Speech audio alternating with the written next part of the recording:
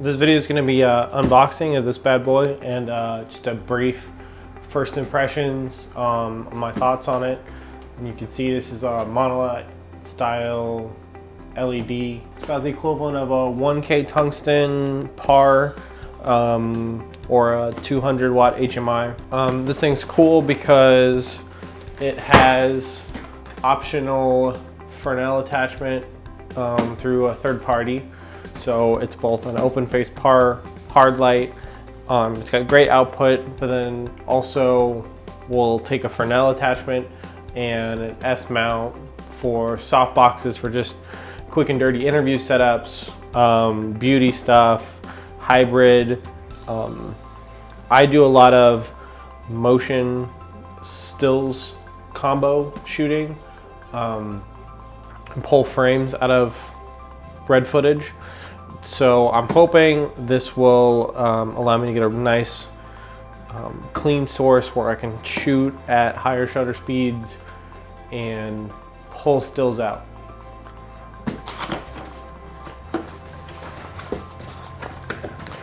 So I'm just going to preface this. I already opened this up just to make sure this actually worked and is in here.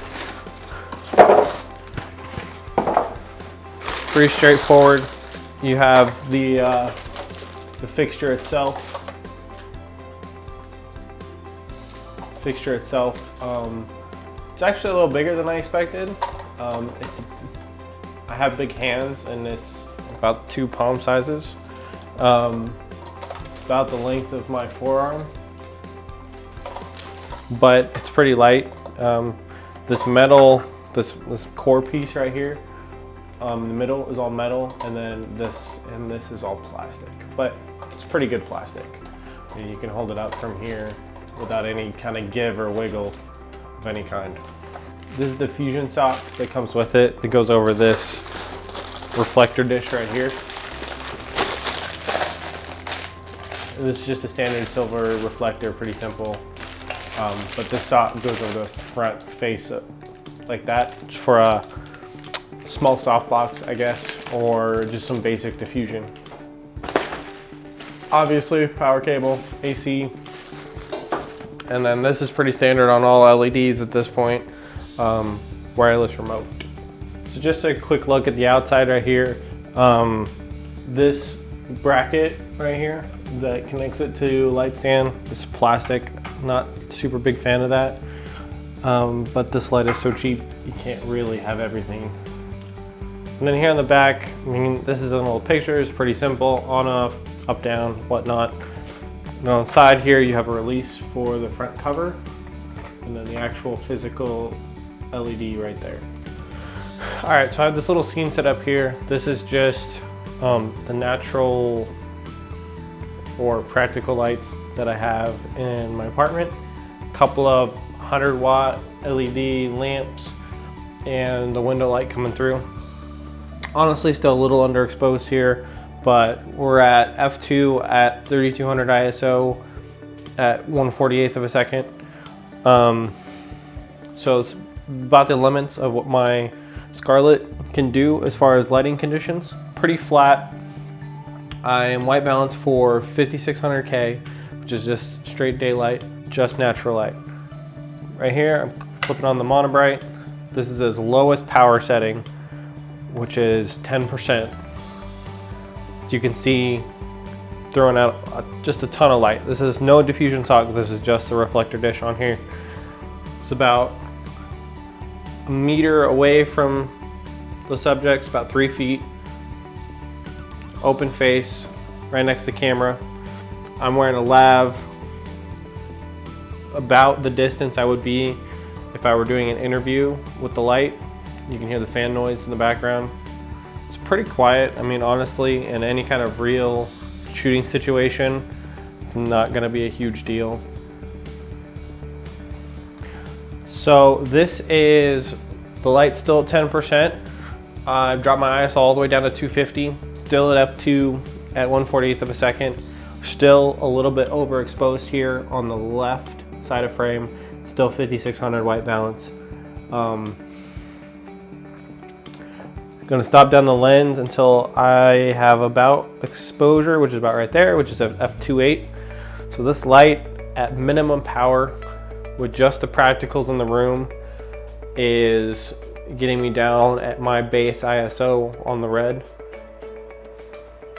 which is pretty phenomenal at 2.8. It's a pretty usable aperture for shooting interviews and basic other things.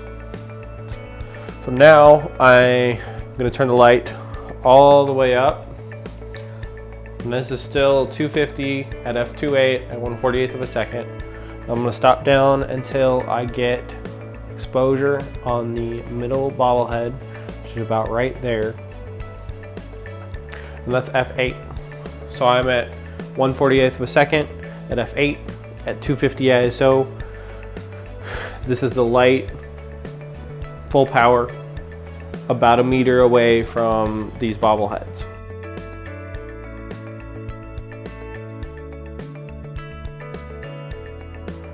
This is the exact same setup, but with the diffusion sock attached to the light. I stopped up one stop, so I'm at f5.6, which gives me pretty neutral exposure on the left and the middle bobblehead.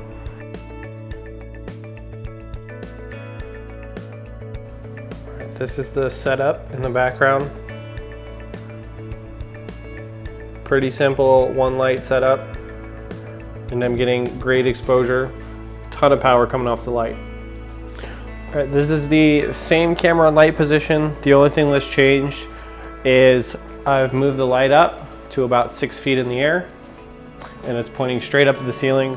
No diffusion sock, just a reflector disc. I have changed the aperture to f2 in this shot to balance out exposure. So lost about 3 stops of light from just the diffusion stock pointed straight at the bobbleheads. This is similar to how we had it set up before. This is, for me, would be a pretty standard one light interview setup. This is the light shot through an umbrella, and it's a pretty raggedy umbrella, as you can see. Next to camera, just a 3/4 light. So you can see the light can get pretty soft just through a standard umbrella. It has a built-in umbrella mount, so it's easy to set it up and shoot it this way. You can also get an S-mount bracket for it to use soft boxes that I will probably invest in as well for quick and simple interview setups just like this. So I just want to wrap this up by saying my first impressions of the light are pretty good. It's pretty straightforward, high power, hard light at a really, really good price. About the equivalent output from what I can tell to a 200 watt HMI 1K light. The specs online seem to be pretty accurate. I do not have a light meter to verify the actual lumen lux output of the light, but based on camera settings and what I've seen from other lights of this power, they seem pretty spot on. At this price and with this output and the design, I really don't think there's another light out right now that even competes. I know the Aperture COB 120 that got announced back at NAB and that's been shipping recently. I think it's a more refined light, it's better built, quieter fan, etc. But it has half the output, less than half the output that this light has for almost double the money. I'll be doing a real world review of this light and some samples sometime in the next couple months after I've shot some stuff with it that I can publish and have some time with it and maybe pick up another couple and how these stack up versus some other fixtures out there as far as ease of use and usability and that kind of thing.